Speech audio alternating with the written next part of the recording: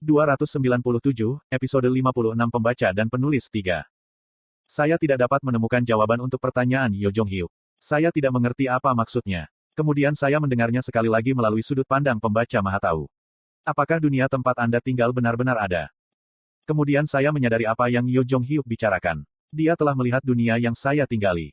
Hai. Tembok keempat tertawa nakal. Saat saya akan membuka mulut, Han Suyong berlari dan memukul punggung saya, menekan saya ke tanah. Yo Jong-hyuk, apakah kamu tidak berjanji padaku? Petik 2. Kemarahan terkandung dalam suara Han Suyong. Kamu akan mati di sini dan aku akan mendapatkan dunia baru. Itulah kondisi pertukaran kami. Kenapa kamu melakukan ini? Aku bisa merasakan rasa tanah ketika bibirku menyentuh tanah. Kim Dokja sedang memikirkan rencana masa depannya. Sekali lagi, saya tidak tahu apa yang Yo Jong-hyuk rasakan melalui ingatan saya. Namun, melihat sikapnya, saya tidak berpikir dia akan menyerah pada kehidupan ini.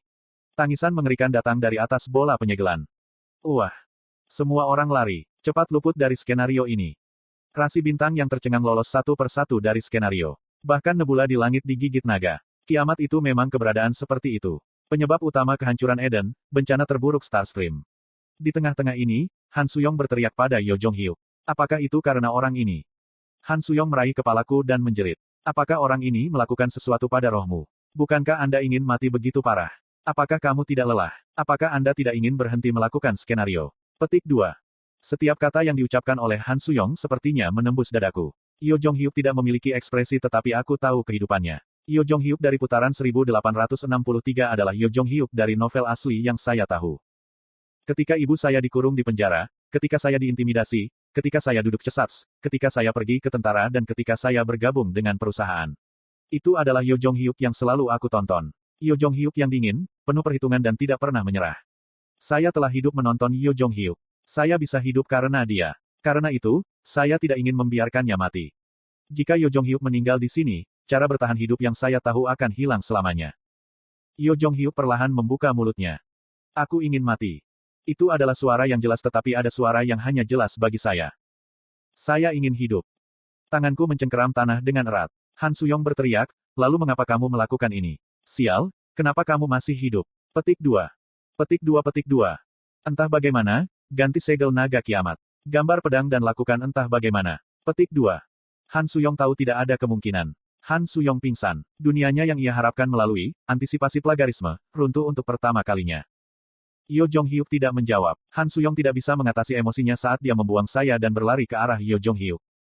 Bila iman yang tak terputus pindah ke leher Yo Jong-hyuk. Pada akhirnya, Han Suyong tidak bisa memotong Yo Jong-hyuk.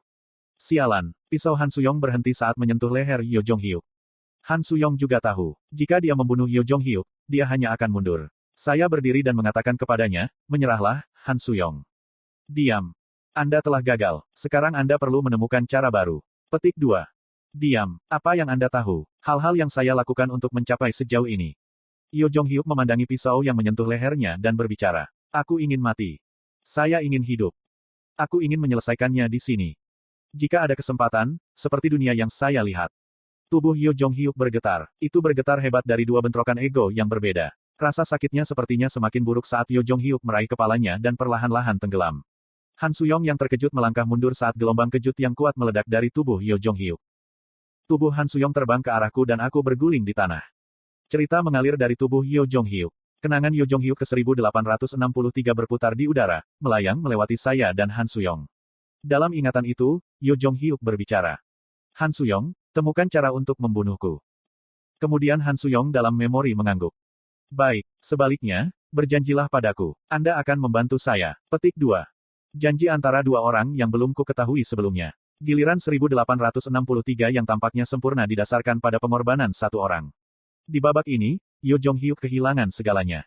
Jika kamu menjalankan rencanaku, aku tidak bisa menyelamatkan adikmu. Petik 2. Dia kehilangan saudara perempuannya.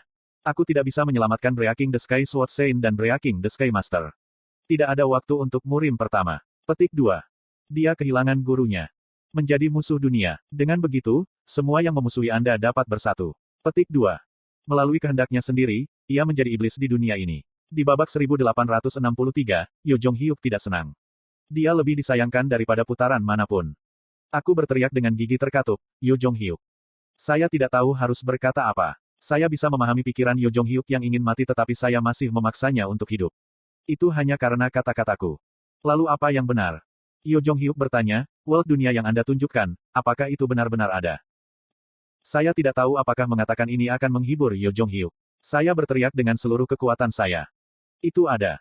Ini adalah satu-satunya hal yang bisa saya sampaikan kepadanya. Itu di tempat yang tidak bisa dilihat atau didengarnya, tetapi itu pasti ada.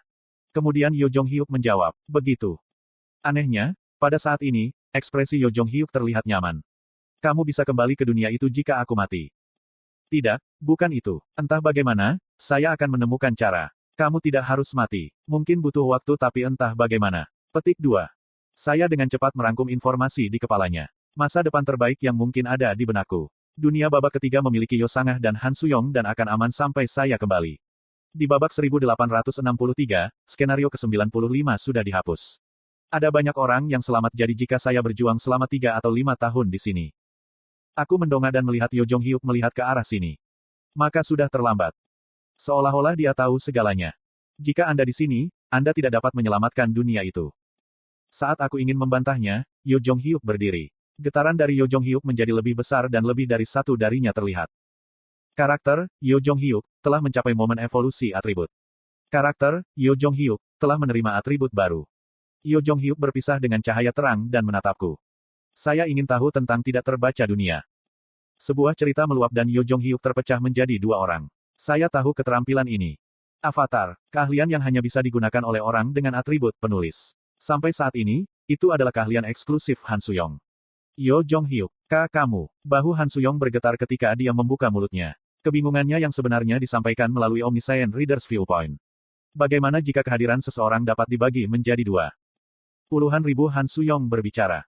Jika satu entitas dibagi menjadi 2 entitas yang tepat dan terpisah, yang mana dari mereka dapat disebut nyata? Rasa dingin turun di tulang punggungku. Kenangan Han Suyong di babak 1863. Sosoknya, yang tepatnya dibagi menjadi 2, menyilang kepalaku seperti panorama. Itu adalah pengalaman Han Suyong dan juga pengalaman Yo Jong Hyuk. Yo Jong Hyuk berpisah menjadi 2 dengan cara yang brilian dan saling berhadapan. Yo Jong Hyuk berkata, aku ingin mati. Kemudian Yo Jong Hyuk yang lain membuka mulutnya. Saya. Yo Jong Hyuk yang lain tidak berbicara tetapi melihat ke bawah ke mantel hitamnya yang compang camping. Dia melemparkan mantelnya ke tanah. Aku ingin hidup. Mantel putih yang dikenakan Kim Nam-un yang roboh telah jatuh ke tanah. Itu adalah mantel ruang dimensi tak terbatas yang aku pinjamkan padanya. Yo Jong Hyuk mengambilnya dan memakainya. Mantel putih yang pas di tubuhnya seolah dibuat untuknya sejak awal. Yo Jong Hyuk dengan jas putih berhadapan dengan yang memakai jas hitam. Hanya ada satu cara. Kedua Yo Jong Hyuk menunjuk surga saking swords mereka satu sama lain. Sponsor inkarnasi, Yo Jong Hyuk, sedang melihat inkarnasinya. Anggota partai berteriak dengan bingung. Apa yang kamu lakukan? Mengapa kamu tiba-tiba menjadi 2? Di udara, energi Breaking the Sky Swordsmanship dan Breaking the Sky Swordsmanship saling memukul. Ya Tuhan, pria itu. Hanya Han Suyong yang memiliki pemikiran yang sama dengan saya. Satu makhluk menjadi 2. Namun, hanya ada satu sponsor di belakang mereka berdua. Ini adalah jawaban yang Yo Jong Hyuk temukan. Saya berteriak padanya, berhenti, Yo Jong Hyuk. Aku bilang berhenti. Metode untuk mengirim saya kembali ke putaran ketiga dan menghapus skenario ini. Bagaimana mati namun tetap hidup pada saat yang sama. Tidak peduli yang mana yang bertahan, yang lain akan mundur. Kedua Yo Jong Hyuk mengabaikan teleponku. Saya akan mati. Saya akan mundur. Yo Jong Hyuk tahu itu. Dia tahu betul namun dia memilih metode ini. Cerita berakhir di sini. Sekali lagi, semuanya akan dimulai dari awal. Ada akhir dari dunia ini yang tidak aku atau Han Suyong tahu. Mantel hitam itu tertusuk oleh Heaven Saking Sword. Persis setengah ingatannya, banyak kenangan yang terakumulasi oleh Yo Jong Hyuk tersebar di udara. Stigma, regresi, hanya bisa diaktifkan di satu sisi. Jadi, saya bisa melihatnya. Mantel hitam Yo Jong Hyuk adalah orang yang memilih untuk mati. Inkarnasi, Yo Jong Hyuk, telah mati. Di sisi yang berlawanan adalah Yo Jong Hyuk dengan jas putih. Yo Jong Hyuk bunuh diri dengan tangannya sendiri. Namun, dia juga ditusuk. The Heaven Saking Sword menusuk perutnya. Kecepatannya lambat tapi dia juga sekarat. Sponsor inkarnasi, Yo Jong Hyuk, sedang melihat inkarnasinya. Stigma regresi level, tanda tanya, telah diaktifkan. Inkarnasi, Yo Jong Hyuk, telah menerima niat sponsornya. Meski begitu Yo Jong Hyuk tidak mati. Dia akan membuka matanya dalam kegelapan dan muncul di subway ronde 1864, memulai semuanya sekali lagi. Ini adalah hadiah karena menunjukkan dunia Anda. Beberapa cerita mengalir dari ujung jari Yo Jong Hyuk di jas putih dan mencapai saya. Kisah-kisah tentang karakter Yo Jong Hyuk telah diberikan kepadamu. Saya mendekati Yo Jong Hyuk, orang yang melindungi masa mudaku menghilang ke dunia yang tidak kukenal. Babak berikutnya. Sosok Yo Jong Hyuk mulai tersebar. Saya tidak mendengar lagi pikiran Yo Jong Hyuk melalui sudut pandang pembaca Mahatau. Sudut pandang pembaca Mahatau tidak lagi bekerja untuknya. Orang ini bukan karakter. Penampilan Yo Jong Hyuk memudar menjadi cahaya dunia ini. Pada saat aku terhuyung-huyung ke arahnya, Yo Jong Hyuk sudah menghilang dari dunia. Aku melihat ke belakang dan melihat Han Suyong duduk dengan wajah putus asa. Anda telah membersihkan kriteria kovenan dunia luar. Cahaya menyilaukan memenuhi udara seperti abu, mengungkapkan kenyataan pucat. Di dalamnya, Yo Jong Hyuk berjalan menuju dunia yang tidak kita kenal. TL, Rainbow Turtle.